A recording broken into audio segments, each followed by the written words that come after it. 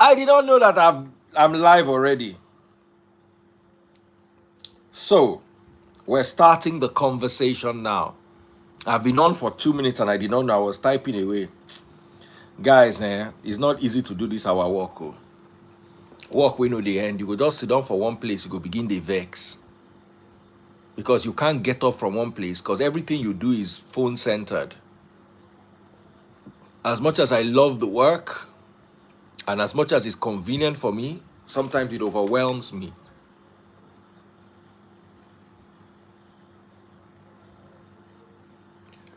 All right, so we're going live. Everybody, I did promise them I was coming back, and here I am.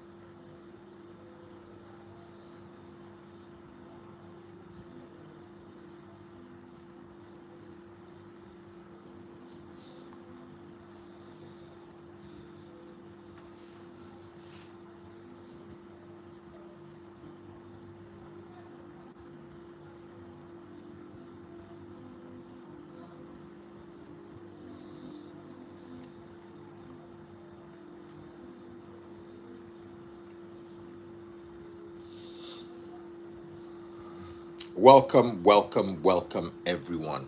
Welcome to the conversation. I was waiting for people to join us.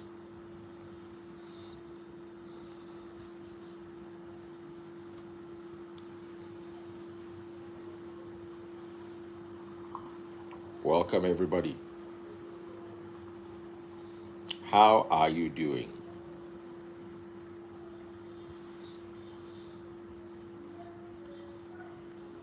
How are you all doing? Okay, we have a very interesting conversation today. And that conversation is going to be focusing on and revolving around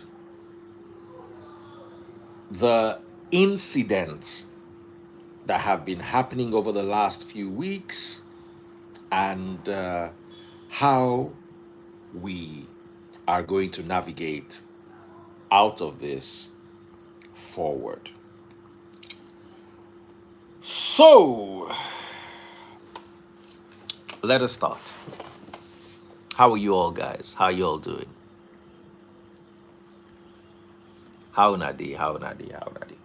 Okay, so first things first, I want us to talk about the Nigerian factor because I say this all the time. Our leaders were not brought from Cameroon. Our leaders were not brought from Canada. Our leaders were not brought from Togo. Our leaders are from amongst us.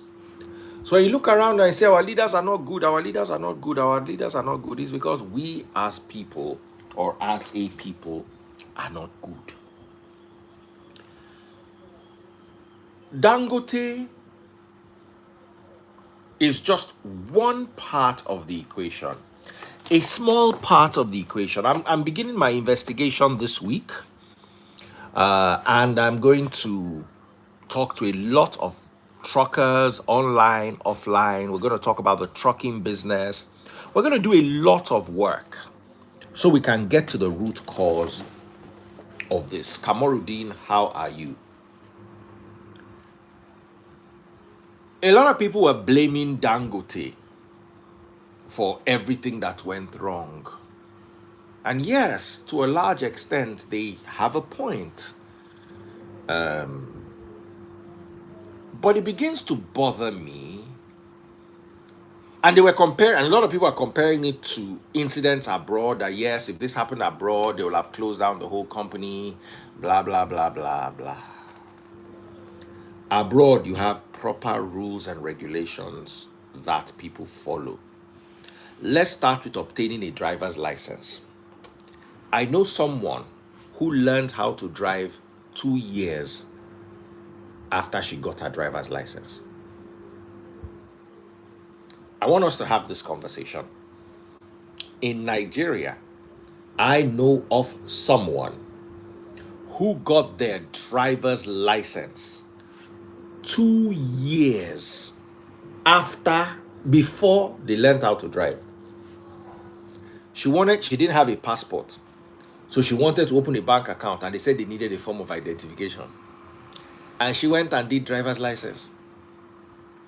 She did not know which pedal was brake and which pedal was accelerator. And she had driver's license. Hello?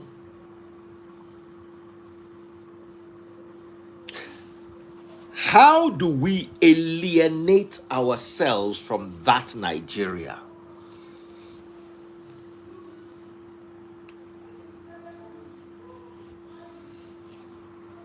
That's Nigeria. We can blame Dangote for a few things. But how do we blame Dangote for this? Shana Dangote na in the issue license. My suya. And I go still buy suya today. Hello? Yeah. Good evening. Who is speaking? My name is John. Okay, John, how may I help you? Please, I kindly want to confirm if I'm on Daddy Free. Yes, this is Daddy Freeze, John. Okay, all right, thank you, sir. So I was asked to contact you by one of my superiors. They asked me to actually find out how to reach out to you. I don't know what the context of what I want to converse with. Who are your superiors and what company do your superiors work for?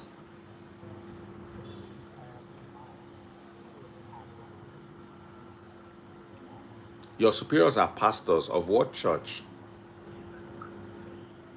Even if I call the name at the moment, I'm not sure you would know because it's a local church that decides in the University. So I don't have details of why they asked me. Okay, kindly get the details and then you can reach out to me again.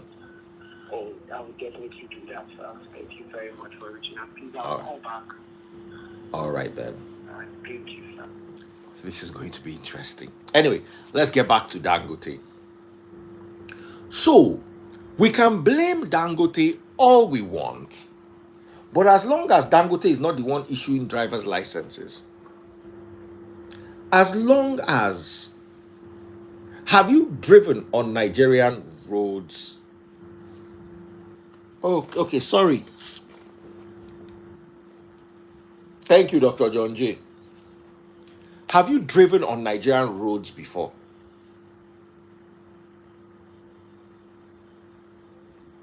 You are driving on the road. and there is a korope in front of you. The korope has no mirror. The korope has no trafficator, no brake light coming. Where's your mother's phone? Okay, just leave it there.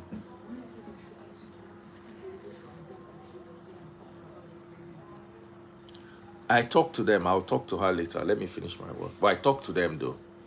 It looks good. So you are driving a car that has no brake light, that has no trafficator, no mirror, and you are overtaking dangerously.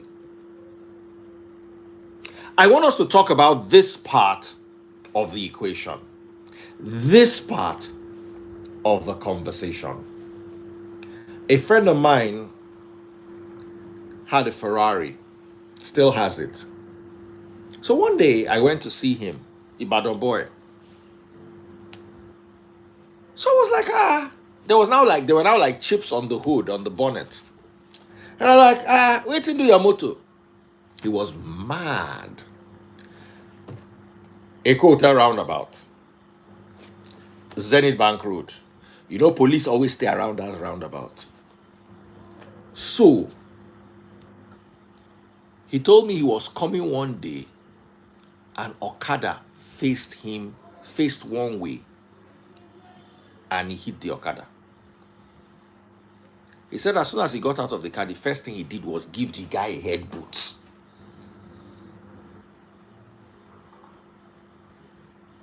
Why do I have to pity you? Say the guy don't wound. Inside the wound, they still give the guy head boot.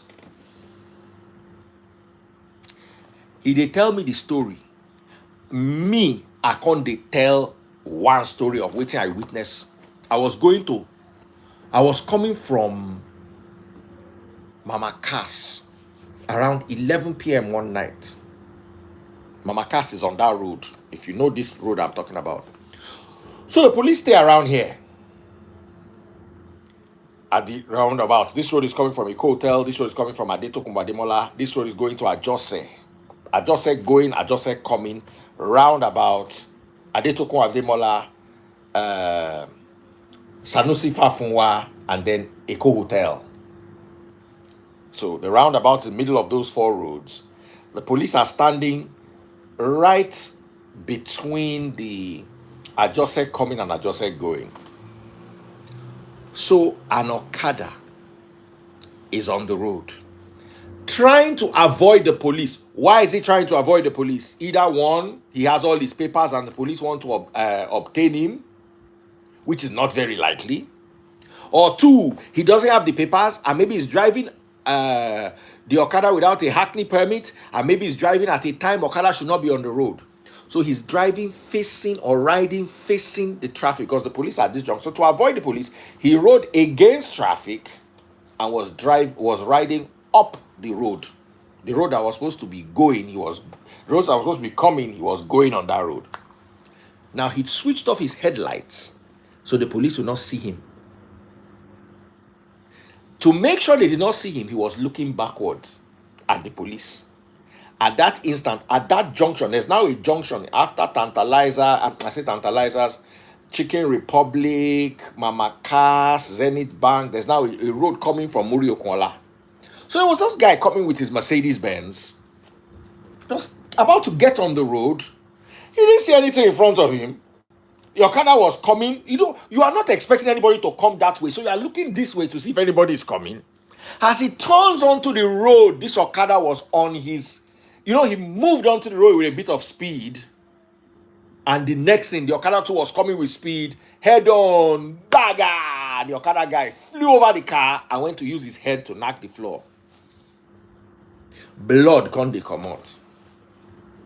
The next thing, Okada don't gather. Luckily, this guy, military guy. So as they won't gather.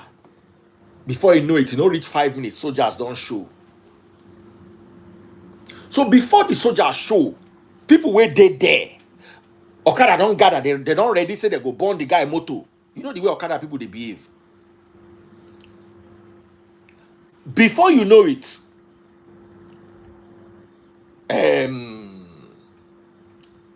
people now, but because there were a lot of us on the road, now so we to go there, say lie.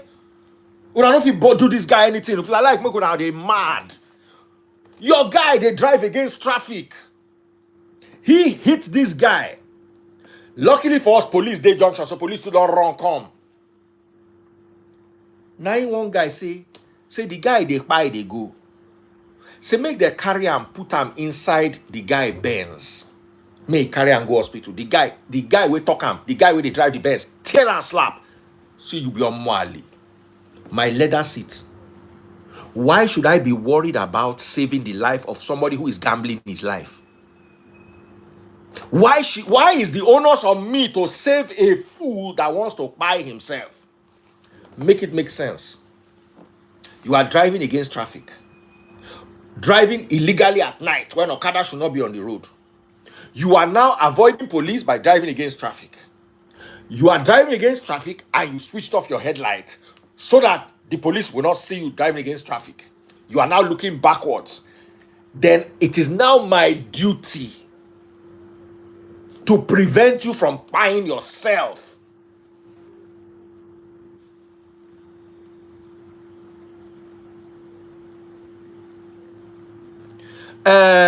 Waves don't lie. DF, this kind of society no fit you and your family at all. You suppose they safer society. So I go they suffer like you for the safer society where you did, where you are living hand to mouth. We are staying back in this society to fix it. And while we are in it, we are balling better than you are in that your safe society. Because I don't understand the stupidity of what you are typing.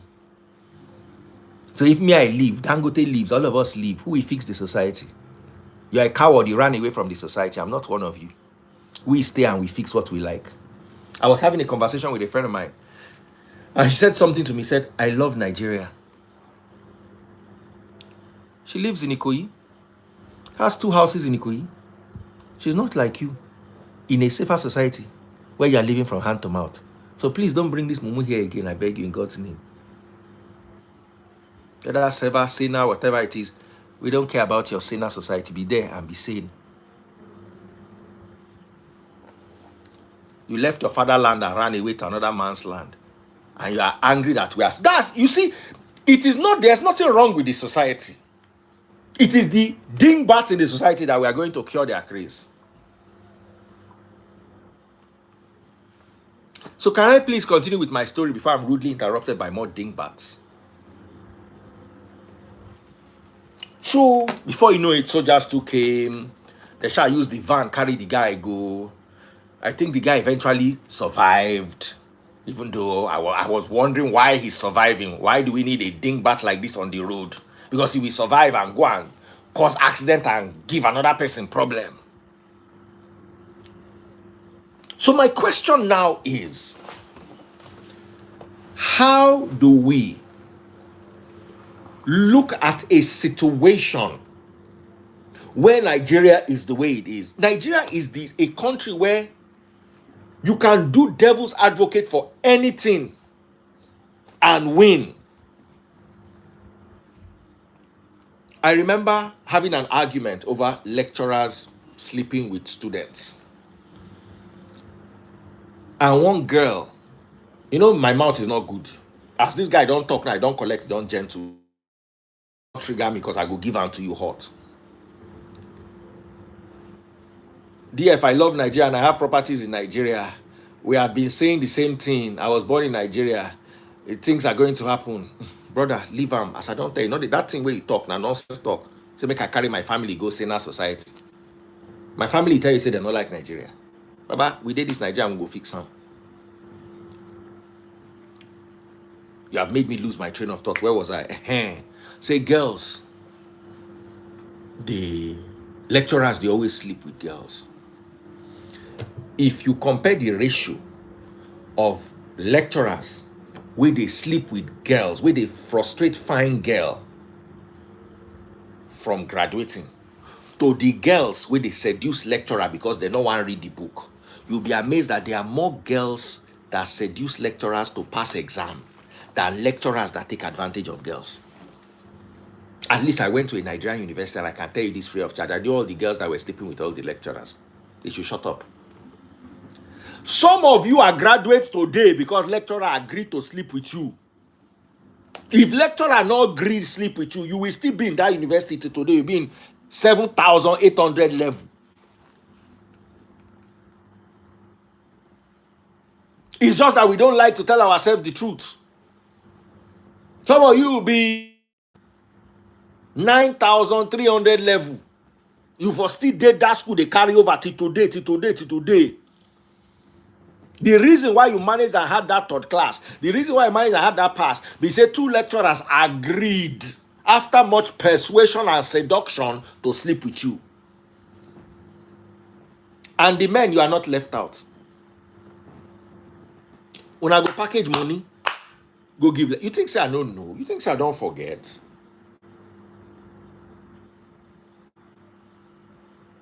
You think say I don't forget? You think say I don't remember? We did hostel one day. They bring the printed exam question that was going to come out the next day. Person pay lecturer.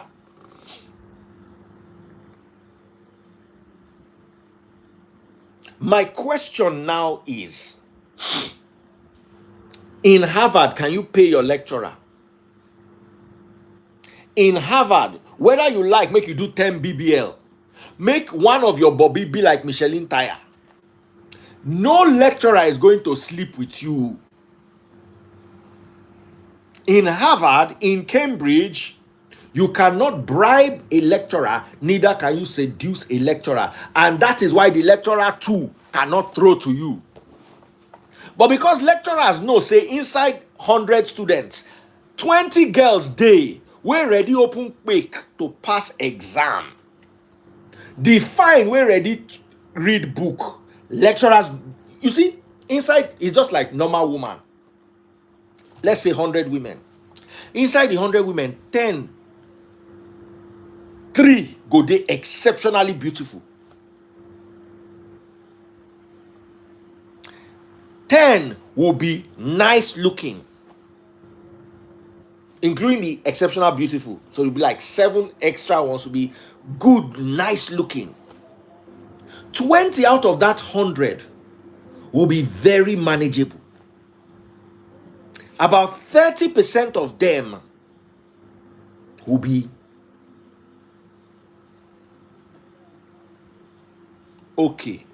The remaining na management courses, educational management, management sciences, not just management. So the management ones, lecturers not they seduce them unless the lecturer na natural bingo. Now that 30 9 lecturer ID. Out of that 30, he get 5 way plus lecturer plus student plus aristo, everybody ID those ones. So if those ones come sabi book, lecturer go dey frustrate them. But now the story of their life, because if they want get work, they go frustrate them. Anywhere they go, people want to sleep with them. But he gets some, as in that bottom 20,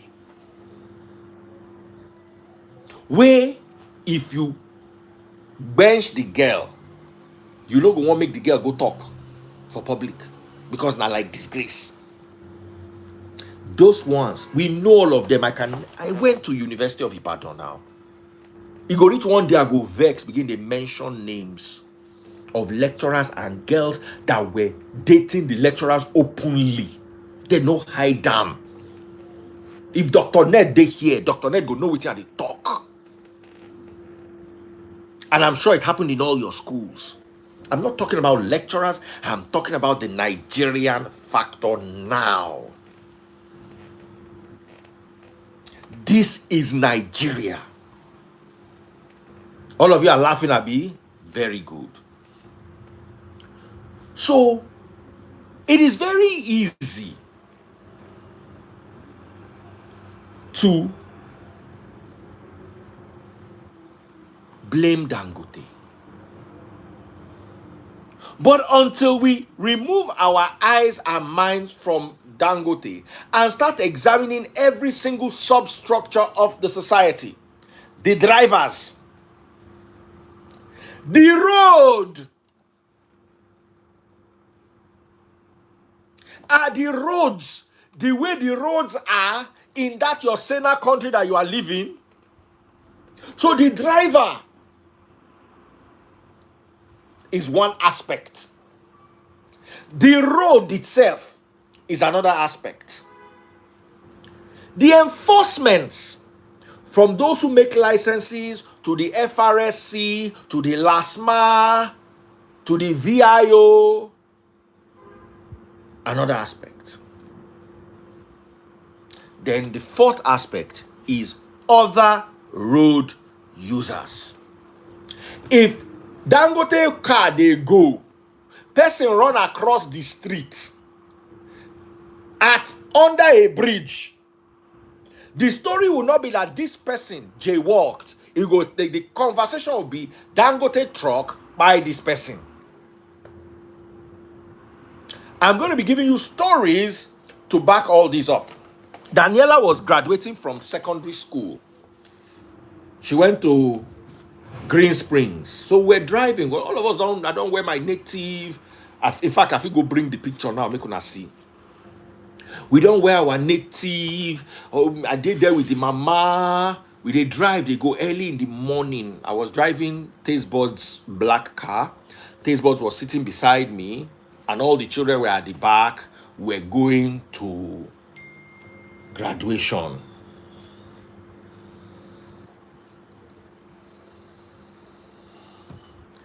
So as we're going, a Dangote truck, there was a bit of traffic. All of us had slowed down inside traffic.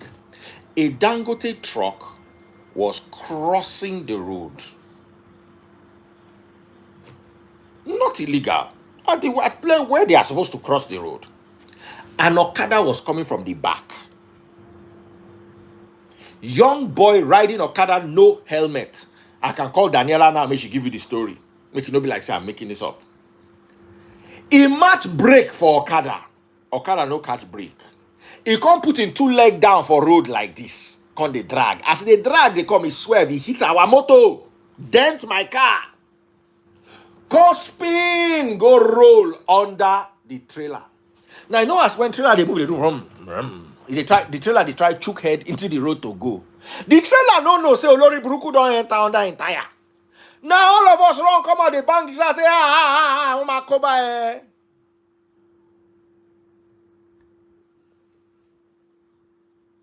This guy literally was in between. Now he rode there by himself, he no get break. Olori Buruku, Ashiri, Entita. He was coming with speed on the main road, Lekki Ekpe Expressway, if you know where Green Springs is. This was around that ShopRite area. Dangote do ShopRite. The trailer was coming out and crossing. This guy no get break. They ride Okada come with speed. He just see the trailer in front of him. He can't match brake. As he match brake, the brake no hold. He can't put in leg for road, can't they drag. As they drag, the bike can't they swerve. He hit our motor. Can't spin on that, can't go lodge himself in. His head was under the tire like this. One boom. I was with everybody horn. Now the driver just stop. If that driver mashed that car there, if nobody say we did there, they go come talk say Dangote driver don't mash Okada rider. Okada riders go gather. They go burn that truck. If the guy not lucky, they fit burn the driver too.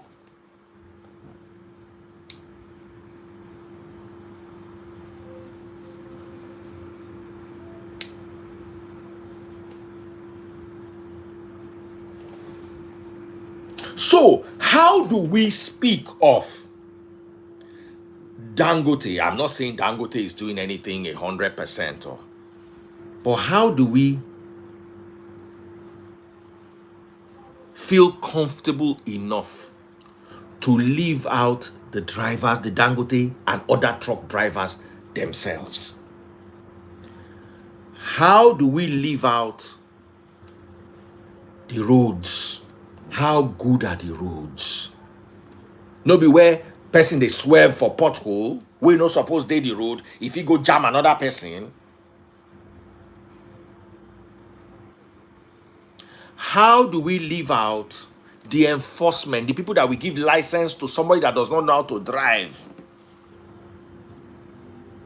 How do we leave out other road users who are mad? An Okada rider that is facing the oncoming traffic with his headlight on because he's running from police that are equally mad.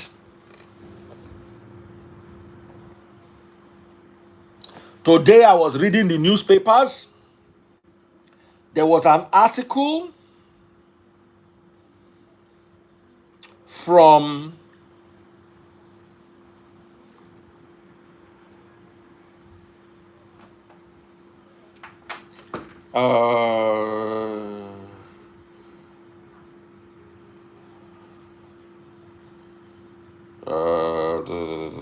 what was it? I just saw it now. Sorry, hold on 1 second.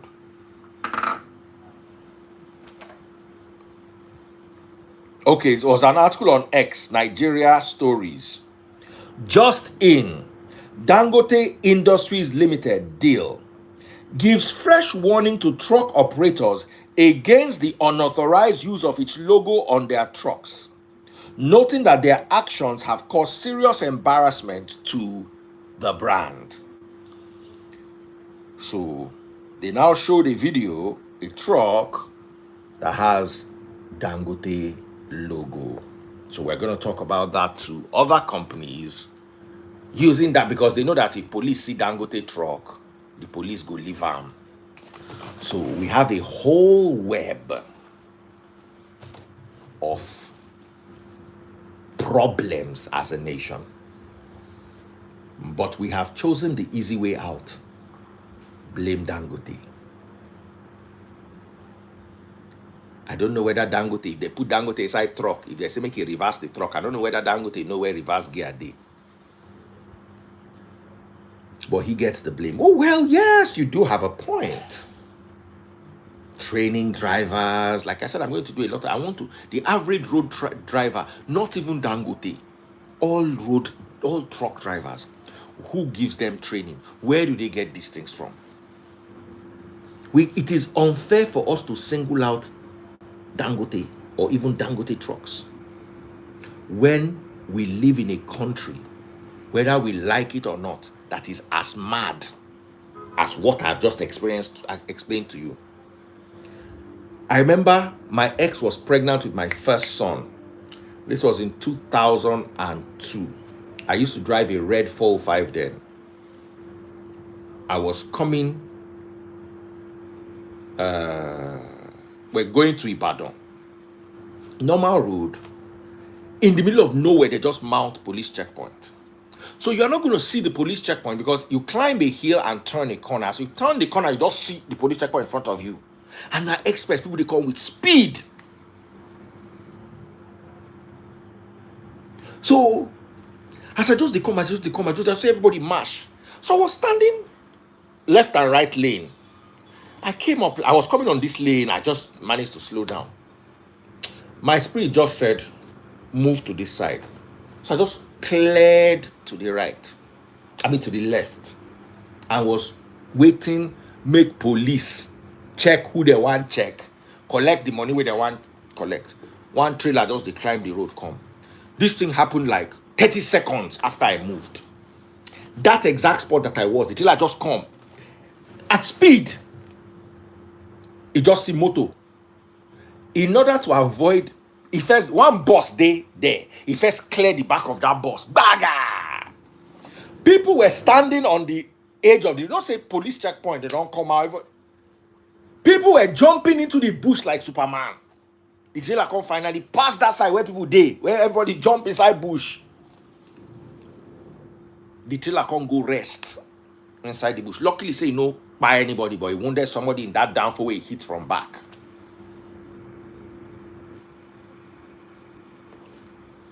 Who are we going to blame in that incident?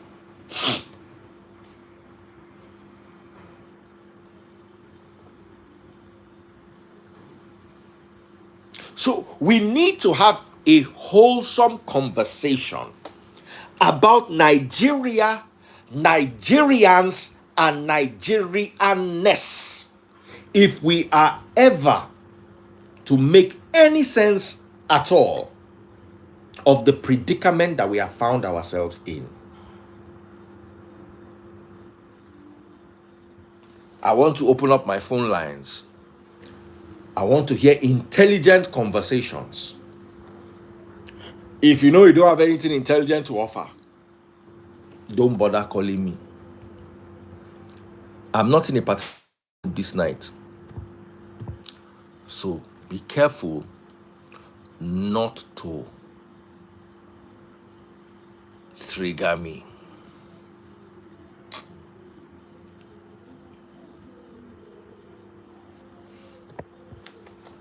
Let's talk about it.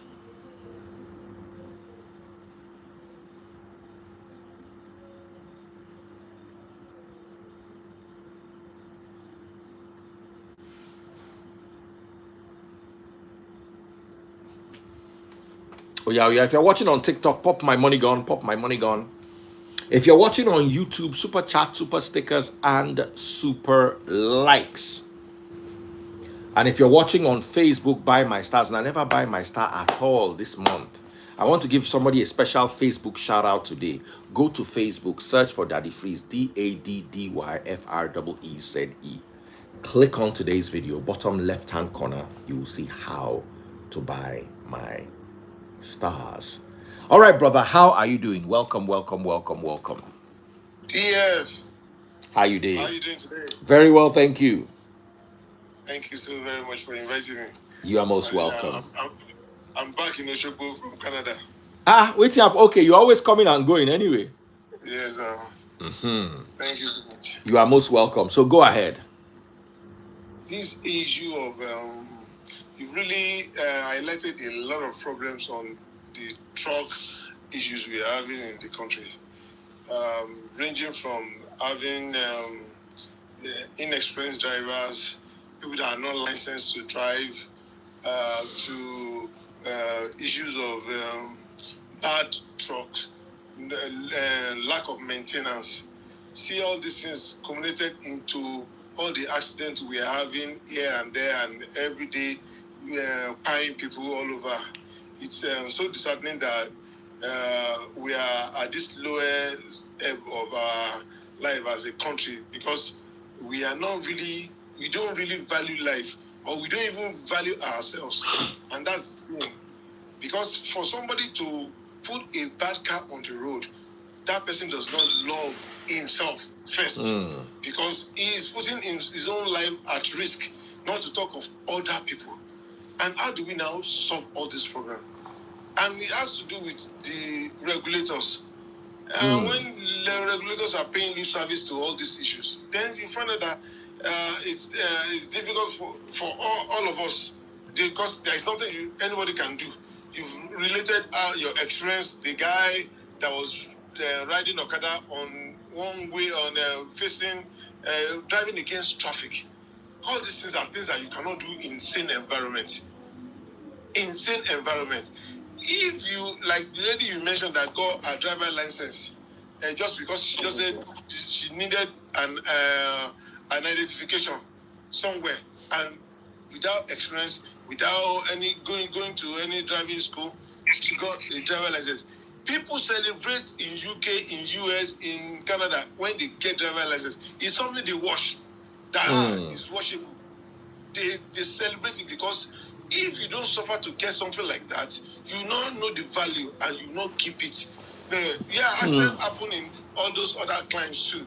But yeah, you just find out that something will happen. On the other day on Third Milan, about 3 or 4 or 5 cars on Third Milan like 2 weeks ago, and you find out that they were coming from club. Why would people be coming from club in the night and be racing like that? No, the government is not putting speed limit. They are just, I don't know whether it's now there on Third Milan.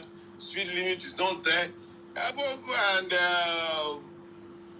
We just have certificates. If you look at this roadworthiness, we just have the certificate. Nobody is checking. If you do your renewal, vehicle renewal, you see roadworthiness is there, but nobody has checked my car to know whether the car is roadworthy. So we have a whole lot of complicated issues that we need to deal with. Authorities have to deal with them seriously. And then, if care is not taken, we just find out that the Okada is... Look at our road now. Somewhere in Lagos, you find out that about 5 people are contesting for the road. The roadside people selling markets on the road. The Okada man has taken off of the road. The car cannot even go. And then the truck will come. Everybody is chaotic most times. And then it will take the patience in you not to fight. It's not even possible. Because I've seen somebody coming out of church where he has gone to hear the word of God and fighting immediately on because somebody bashes. You understand? It will bring out the animal or something in you because somebody bashes your car. You are not at fault. So it could be very funny at times if something is not quickly done to remedy a whole lot of things, and it has to do with government. Government has to put in a lot of regulations. You find out that most of the people that are even there. See, one day I was driving from, I came in, what was this, NNPC, Ikoyi. That was the name of that road now, that NNPC. It was during fuel scarcity. And I entered the filling station, just turned and then entered the filling station, the NNPC. I know that it was one way, and last one just came from nowhere. Instead of them to correct me, the guy saw me that I was trying to enter in other points, they will correct you. No, it's one way. No, he allowed me to enter into that place. And then they just jacked my car. I was like, well, you could have corrected me that this place is one way and I would have reversed. Bros, I paid 30K before my car could leave. How much for did I want to buy? I paid 30K before they could allow me to go. Because they held me down and I was traveling. I was going back to Ibadan. So I had to just let it because at 4 p.m. they say I will go to one what's it called? One office there, in which I know they will delay my car till the following day. So we have a whole lot of gamut of issues that we need to deal with. All right. Eko Abiola, what are your thoughts? My thoughts are I don't even know why we are still having these kind of problems at this time in our life. I buried two friends in the past when I was still young. This is so many years ago. Both of them had two different accidents on their trailers. They went on that trailer. One of the trailers was parked. I think it was a tube, and they didn't have lights. So one of them, she drove right under the trailer, and she passed away. She was driving with her husband, and her husband survived, but she passed immediately. Then another separate incident, another friend of mine who actually taught me to drive, funny enough, they also had an accident on that. This was so many years ago, and we still have this kind of dangerous roads, dangerous cars, dangerous trailers on the road. So many years, I just don't understand how we can just be... Life has got no value in Nigeria. I'm just so sorry to say, but it's the truth. They've got no value. There's one time like that, I was traveling to Akure by road, and one side of the road, they were working on it. So they now made one a straight road. They made it now contraflow. So cars were coming from each side of the road on a highway. So the car was in. The driver decided now to be smart. There was a trailer coming, and we were behind the trailer. He decided to go between those trailers. I can't even explain how I was feeling that day. I'm just thinking, so this problem is not only the problem of Nigerian government or the government of the people who own the trailer, it's also the problem of Nigerians. Nigerians are so reckless. They drive dangerously. They take so many risks. So many of them are on substance. When they are driving, they are just out of their head, and all they will be doing is that people in the cars will be calling Jesus. God is only God that can save us. What kind of mentality is this? Stupid mentality. It doesn't make any sense. It's so scary. I don't like being on the road in Nigeria. I just don't like it. Like long trips outside town. No, it's because it's just so scary and it's really, really dangerous. And it's just, I mean, people just need to change. They need to have new regulations about road safety and roads. The roads, they just don't care about the roads. Because all these big men, politicians and all, they will always go in convoy. They'll have people who will be escorting them and clearing the roads for them. They don't think about the common men. And the common people don't even think about themselves. They don't really value their lives. Once they've prayed, it's okay. Driving like that. How can you be driving like that? That doesn't work in this country. Yeah, dear, seriously, for truck drivers, driving a truck has its own special skill sets. You must be specially trained, because maneuvering that big vehicle is not an easy thing. It has its own skills, and you must be trained for it. You must have a license, a commercial driving license. Hi, dear, if I'm driving, I will call back. To handle that kind of vehicle. Now, for us, the regulation has not stated. Nobody knows the number of hours a driver will have to drive the truck. You see, most times, some of these trucks will leave Lagos. They will park at Shagamu. After Shagamu and the former middle to gate, Ogiri, they will be there. They do a lot of manipulations on maybe fuel and stuff like that. They will be there, and then from there they move again. They get to Ore or somewhere along the line. They park again to rest or something like that. So there are supposed to be, how many hours are you going to drive for? Probably 8 hours. And you take your deserved rest, and then you continue from there.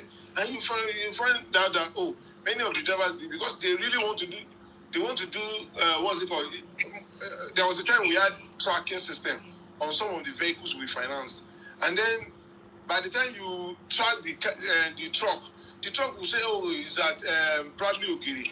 Whereas probably the body is at Ogiri. The guy has taken the head and joined it to another one and moved to Sokoto, and then will claim that the car broke down somewhere. And because they really want to do, they want to turn around. They want to move like 2-3 times to gain from the owner of the truck, or to gain more money. They will not sleep. They will do 2 shifts or something like that.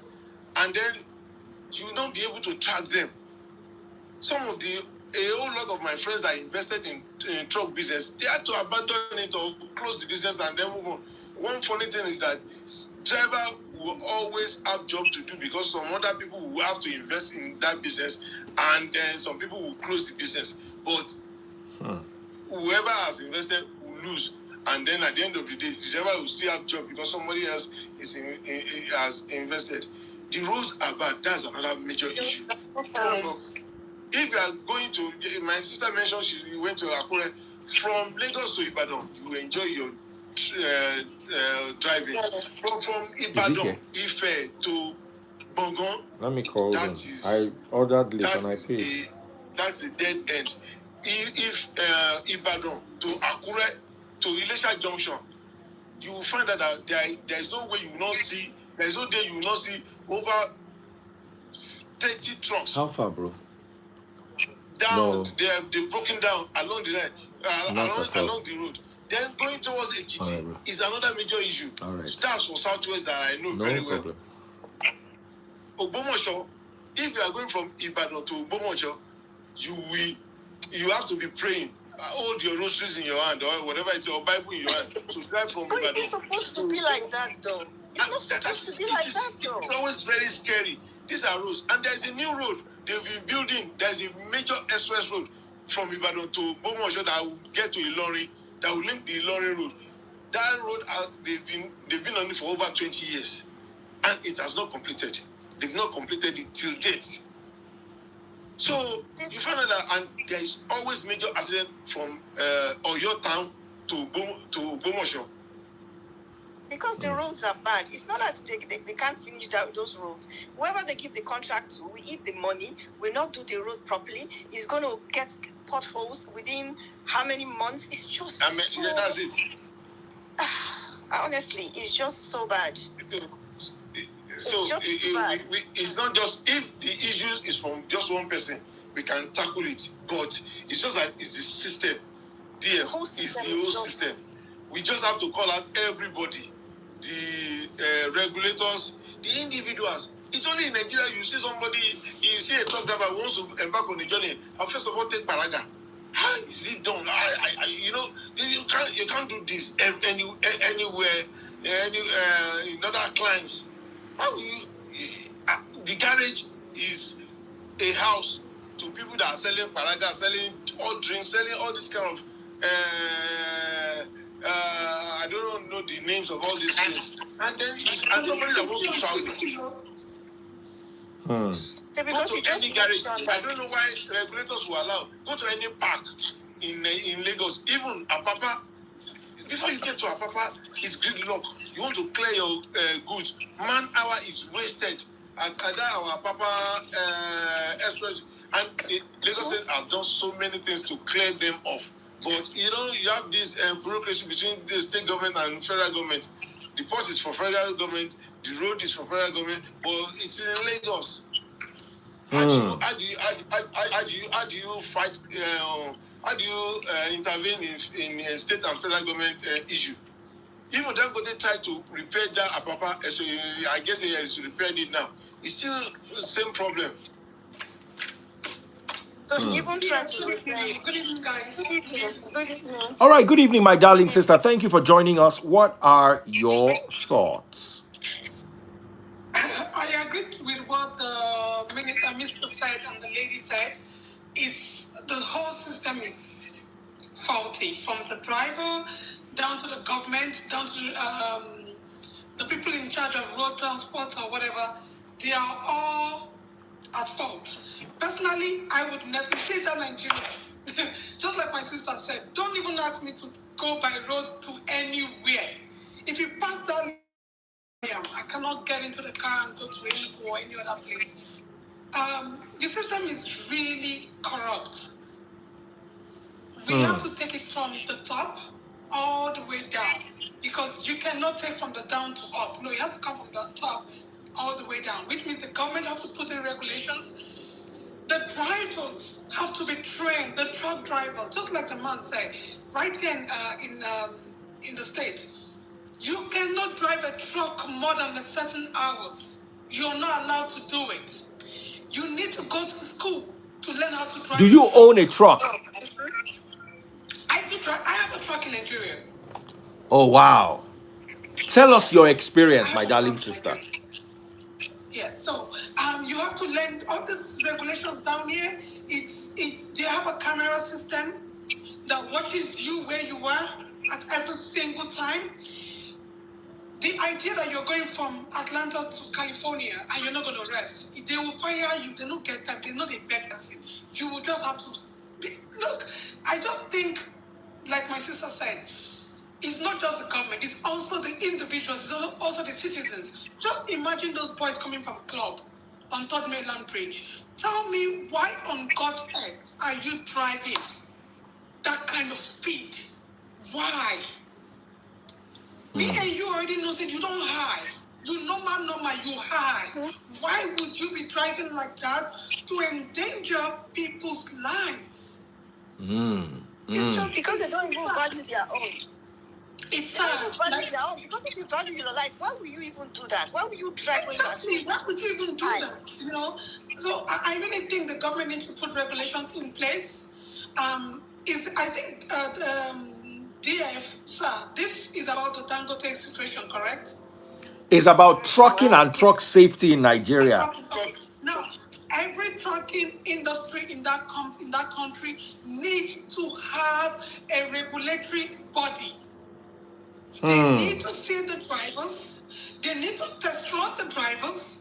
They need to see them drive on the road and see what they are capable of doing. Yeah, hello. Because you just giving anybody, riffraff. Yes, I can hear you. I don't know this word riffraff, but you know what I mean? Like, all right. It's 11. They won't let you in, so somebody will meet you there.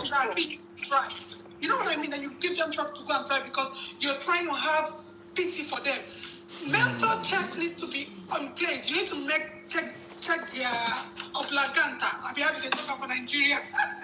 They even consider this thing. They don't even have proper licensing. I don't even know. Yes, you need to check their mental health also. That is also very important. You need to be sure that these people are mentally stable to be able to drive a car or a truck for 8 hours stretch.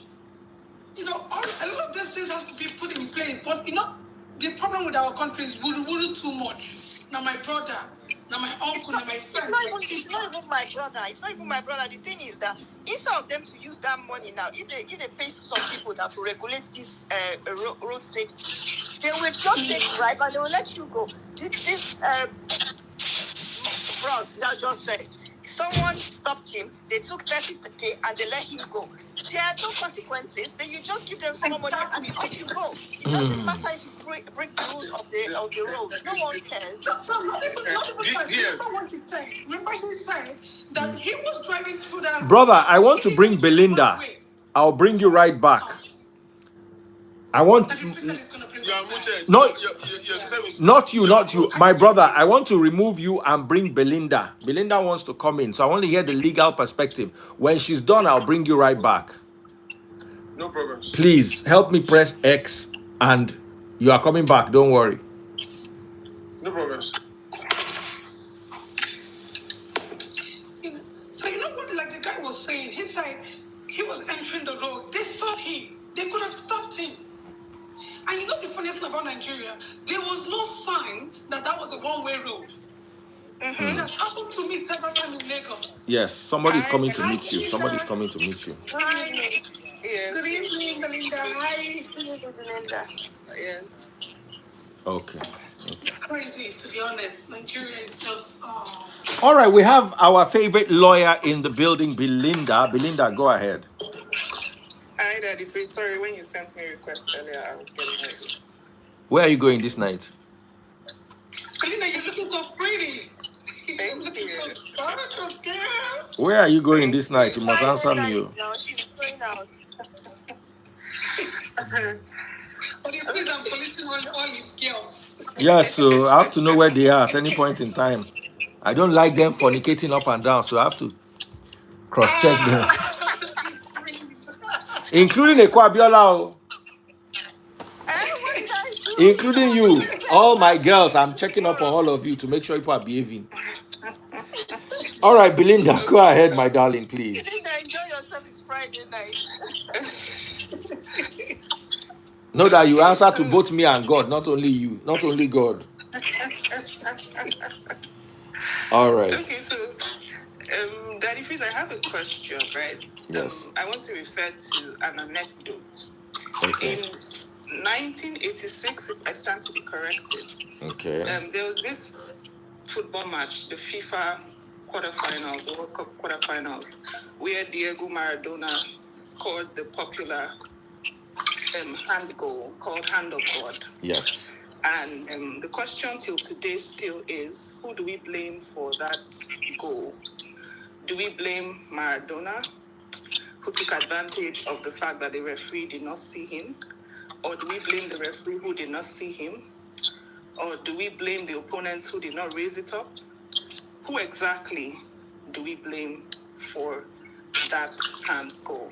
Now, this anecdote, yes, the hand of God, this anecdote is going to be used in this case. Who do we really blame? The drivers who we have said are not properly trained, or we claim are not properly trained? Do we blame the trucking companies? Do we blame the owners of the trucking companies? Do we blame the system? Do we blame the government? Who exactly do we blame? I think that's a good starting point. And I just use that anecdote to draw inference that till today, we're still calling it the hand of God, and it's considered a goal because somebody somewhere didn't do their job properly. And it's the same thing we're battling with right now. Now, I love your question, and it is indeed a very beautiful question. I'm going to before I give any answer, I'm going to let my sisters talk first. My sister Oblongata answer me first, and then Eko Abiola. Then I'm going to give my own thoughts. Okay, so thank you for that. That's a very, very intriguing question to get us talking and to crack our brains up. I like it because it's, you got to use this brain that God gives to us. I think I would say, to answer your question, if we have to go back to what we're discussing, I would say the government. So I would take it back to the government from the very top. Because first and foremost, before any trucking company or any conglomerate that is producing flour, cement, whatsoever, they had license. They went to the government for license. And in that license that they gave to them, it stipulated that they will be using trucks. So now it's not back to the government to say, fine, you're going to be supplying so and so to your customers.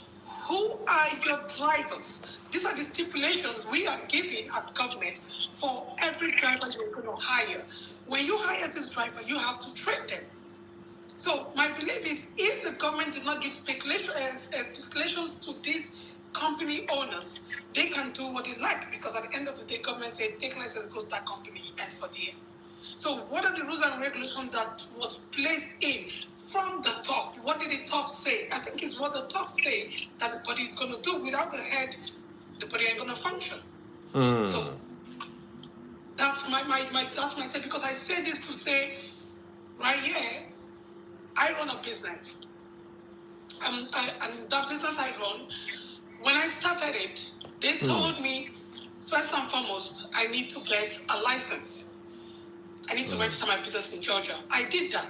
I thought it was over. They said, no, it's not over.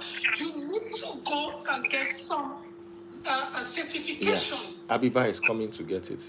Because have you seen her? What I'm doing is food business.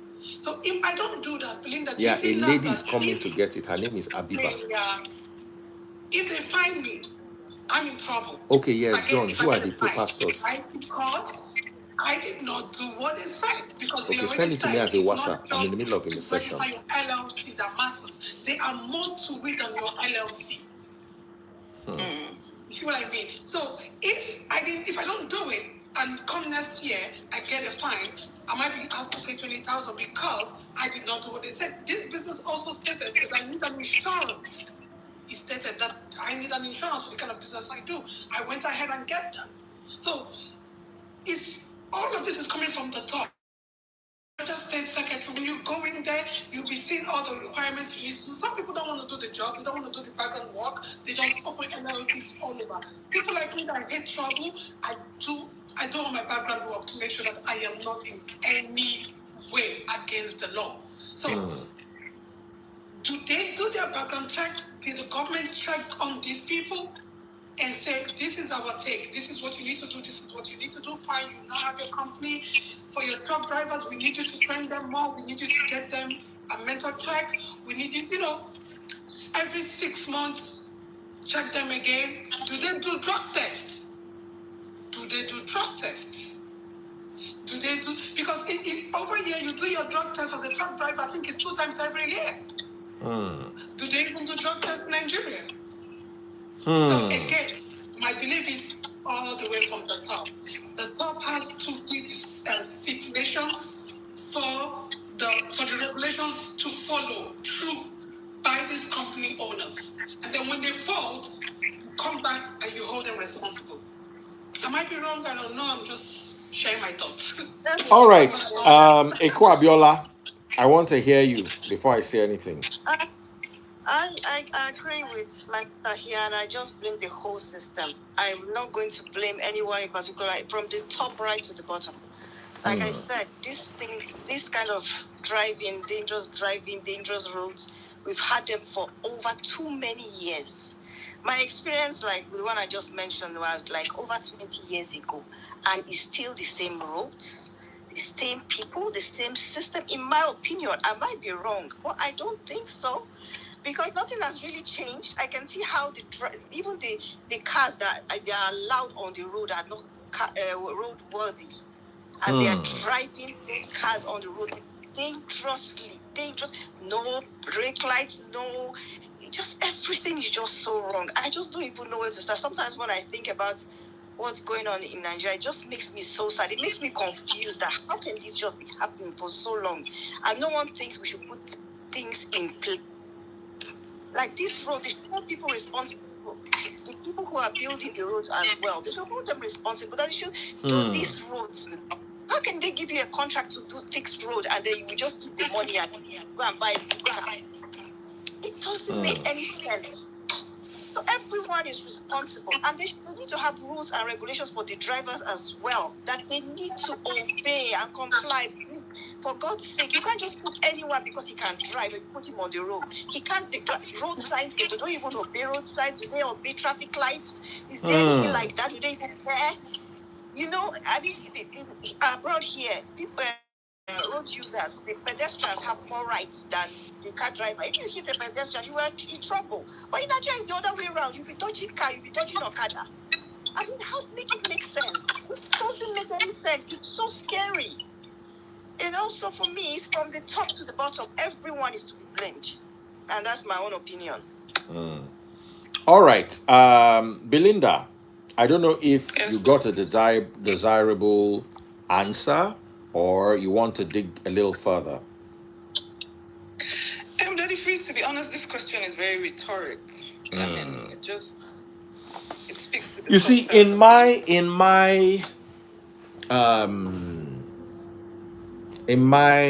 opinion, I think everything needs to trickle down from the top.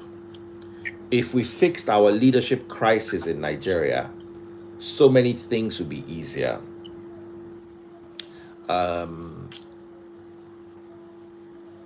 We need safer roads. We need better roads. We need better people. I don't know if I'm making sense to you. We need better people. Right. Because at the end of the day, I'm going to find out if there's any truck driver training facility.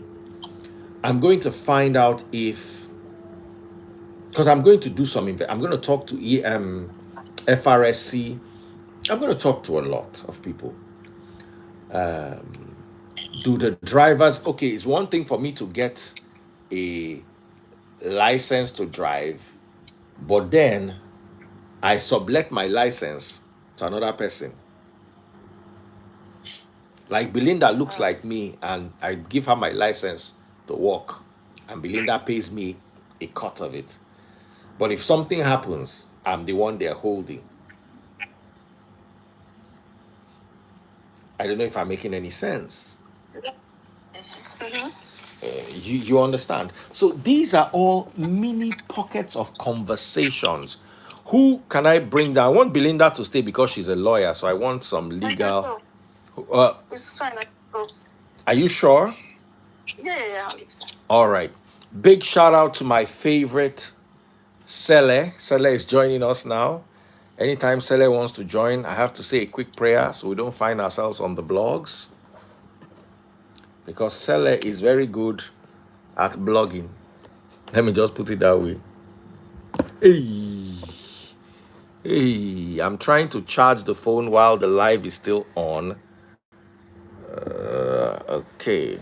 All right. So I bought those long cables. You know, the cables alone cost me 50K. Just so that the live will not go off. All right. So we've got Sele here. Sele, brother, how are you doing? I'm doing fine. Sele, Baba, are you a truck driver? What's your relationship with trucking? I am a dealer in truck spare parts.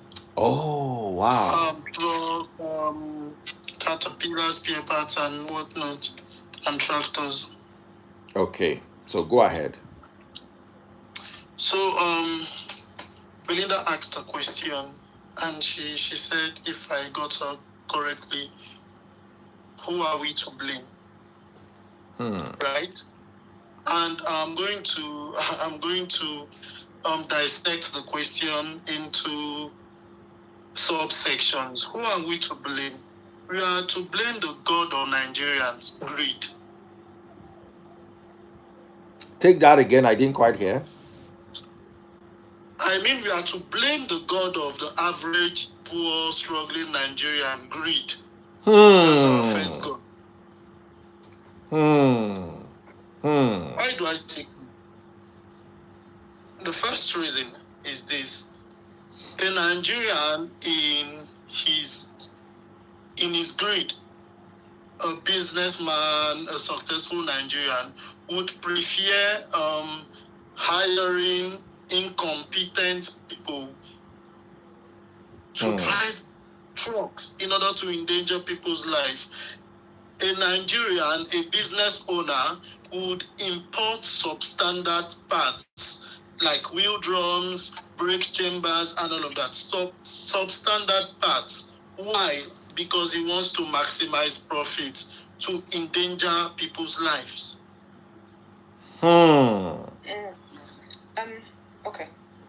I don't want to. No, you can say something. I can just keep short. No, go ahead. A Nigerian in uttermost and profound greed would still in between themselves. Can you guys hear me, please? Clearly. Yeah.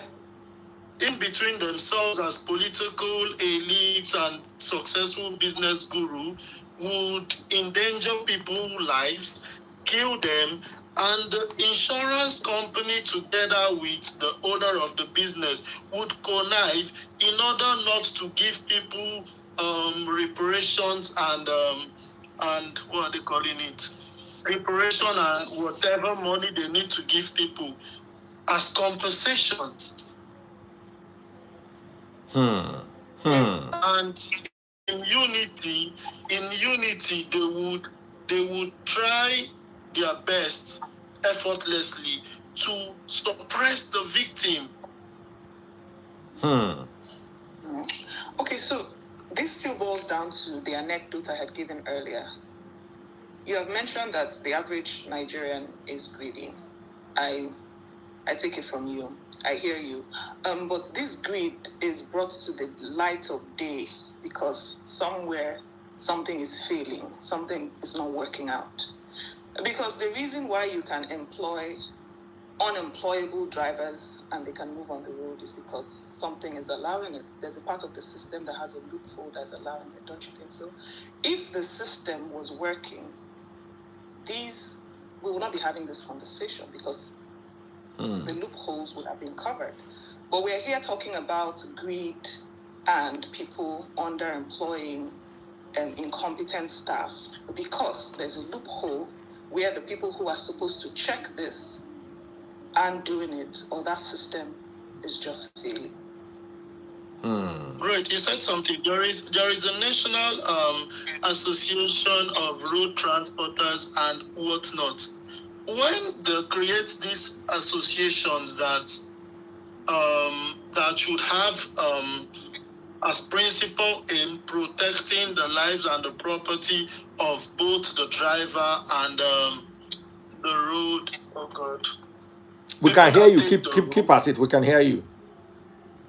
People that take the road, they end up not doing that, but acquiring trucks, and instead of it being a non-profit organization, they turn it into an organization that is solely focused on making profit. It's still greed. Yes, I'm not disputing that greed is the problem. I'm saying that greed can see the light of day because the system somewhere is failing. Absolutely, I agree with you. If the system is not failing, your greed will be your personal pocket. It won't see the light of the day. It won't see public spaces. It won't have to take human lives. Your greed will be between you and your family members, not the public. But Belinda, I have a question. Why do you think the system is failing? Because we're having this conversation. If the system wasn't failing, we wouldn't be here. But why is the system failing? That's the question. Why do you think the system is failing? There's so many reasons. And I'm not sure if we started speaking about it, we would get up from here. But you were trying to official Jig Baba. My darling Miss Oblongota, please help me press X. You are coming back. I want to bring this brother. Brother, send me a request. Continue what you were saying, my darling. Okay, so you were trying to streamline this particularly to just the transport or transportation companies in Nigeria. Is that what you were doing? No, I wasn't. But anyway, you can go ahead. Okay, so I was like talking when you started okay, making please it. go ahead. Please go ahead. I didn't. You asked me a question and I answered you. Yeah, you did. That the phrase you often say that the government is governed by people, right? Yeah. The system is managed by people. Hmm. So whether we like it or not, it still boils down to greed. That's my own opinion. Why do I say it boils down to greed? People that were meant to execute a contract, that we're supposed to respect a certain thickness for the road millimeter, okay, are building substandard roads to maximize profit.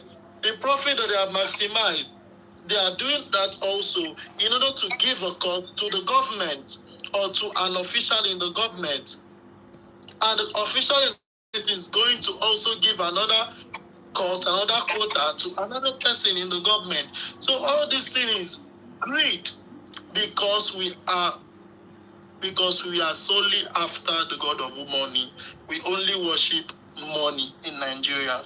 Him who goes to church and expects undesired, or what they even call it, whatever miracle or whatever that is. Okay. Go to church for greed. Okay. So I don't know. Greed is a part of our problem, but there's so many other problems. Where does the recalcitrant behavior of the average Nigerian come in? Thank you. Sorry, I didn't get that. Sorry. Where does the recalcitrant behavior of the average Nigerian come in?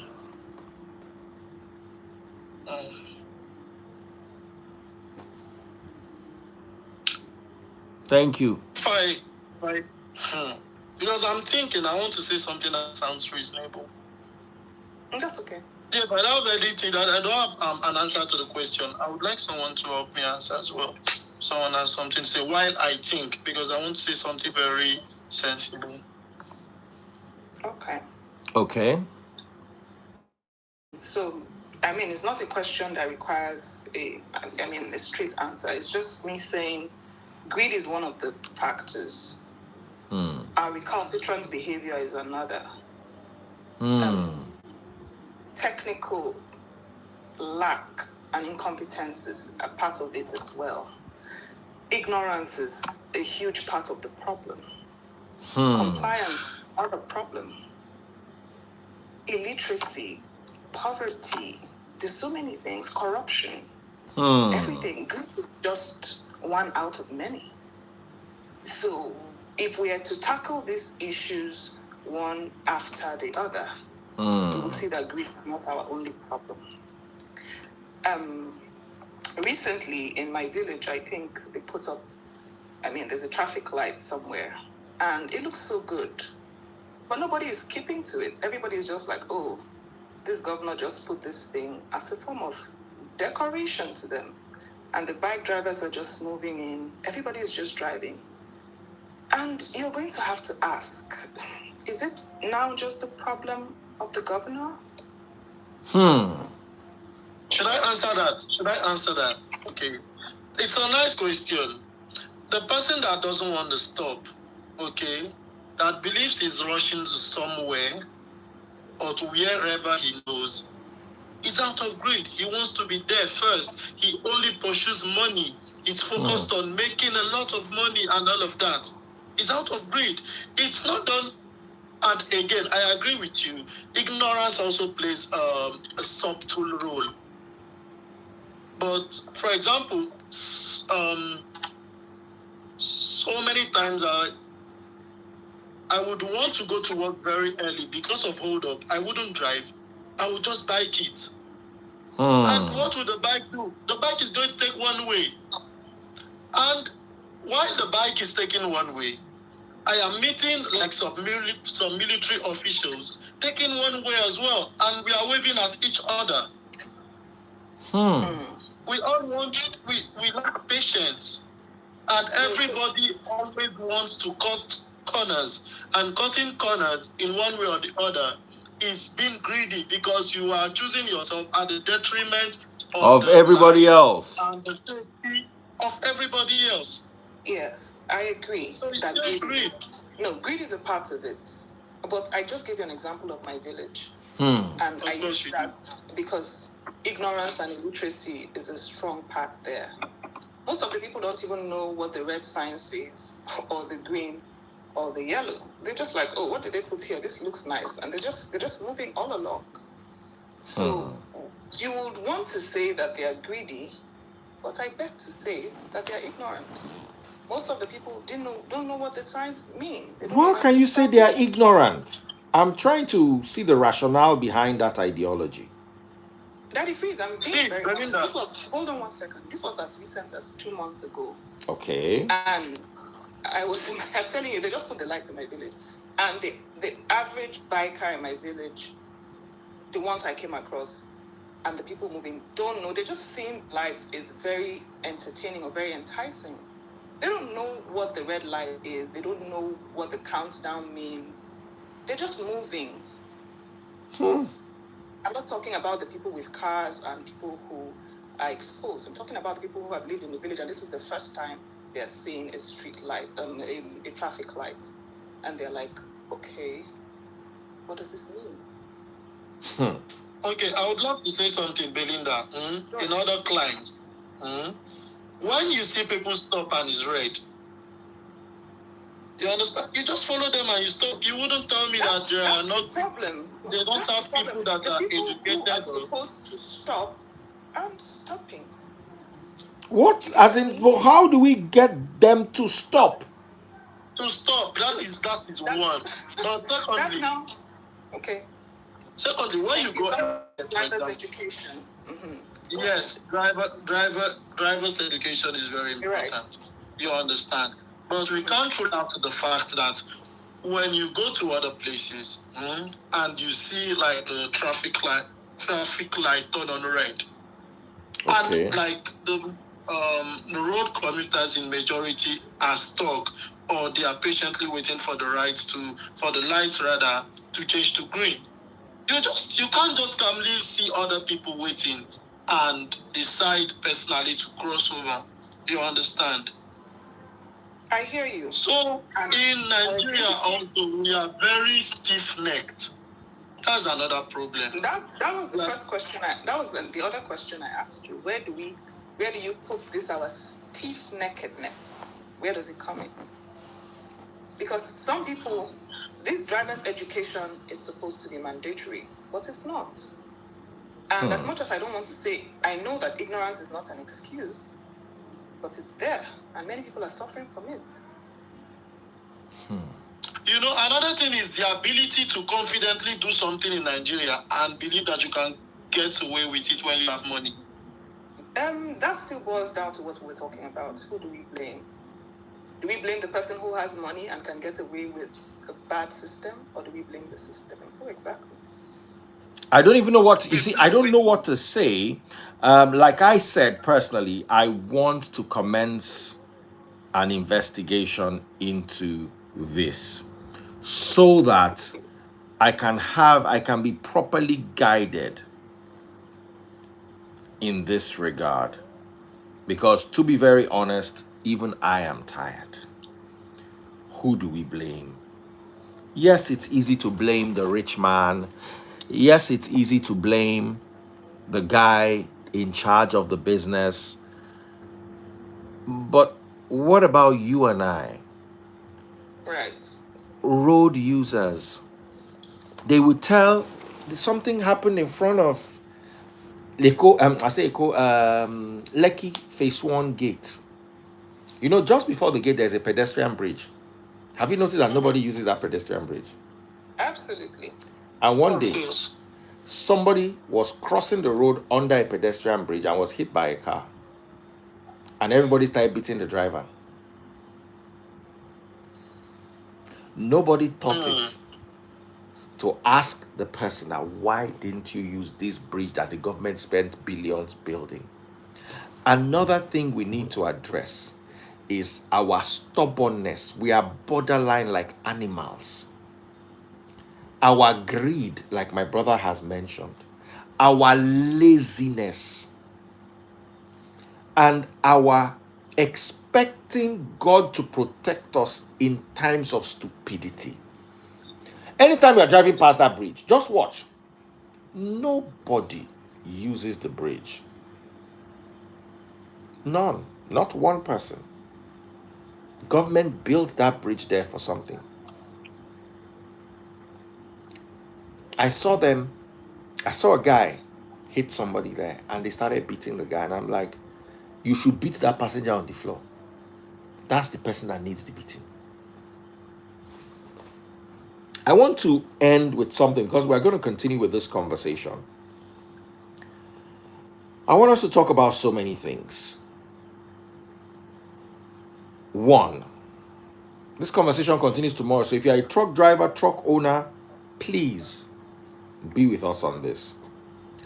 Road accidents involving trucks are tragic and stir strong emotions. But beyond blaming one company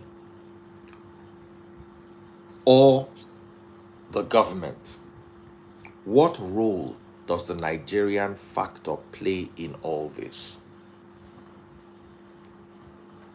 Let's talk about Nigerian factor in truck driving. We're continuing with this tomorrow. Recklessness, speeding, ignoring traffic rules. Same behavior seen in downfall drivers, Okadas, and private car owners, and of recent even pilots, where they wanted to use aeroplane to jam Kwamwan. Till today, I've not summoned the courage to fly value jet. Make another person no offend the pilot. Make the pilot no use the aeroplane. Run am over. Let's talk about lack of rest like that lady raised. Let's talk about drivers pushing beyond safe hours. If our countrymen go abroad and run 3 shifts, we can only imagine what they will do in their Nigeria. Let's talk about colos and other substances that impair the minds of drivers. Let's talk about cultural attitude, impatience, and greed like Sele raised. We're going to be talking more about this tomorrow. I want us, because it is one too many. We are still going to eventually get to Fina. They say she was asking for 1 billion. Some people are saying she was asking for other things. Some people are saying they're asking for more. We're going to have to break this down systematically. You guys are going to be a bit bored because we are not on a Friday night. We should be talking about who's sleeping with who and all the sweet gist out there. But if I join the rest of the world in playing that game, another victim is lurking around the corner. And it will be on us that as human beings, we didn't do or say what we were supposed to do or say. Let's think about this properly as we take our break. Thank you so much, Sele. Thank you so much, beautiful Belinda. Belinda, enter my DM. You are telling me where you are going this night. Greetings, dear. Thank you so much. And good night, everybody. All right, dear.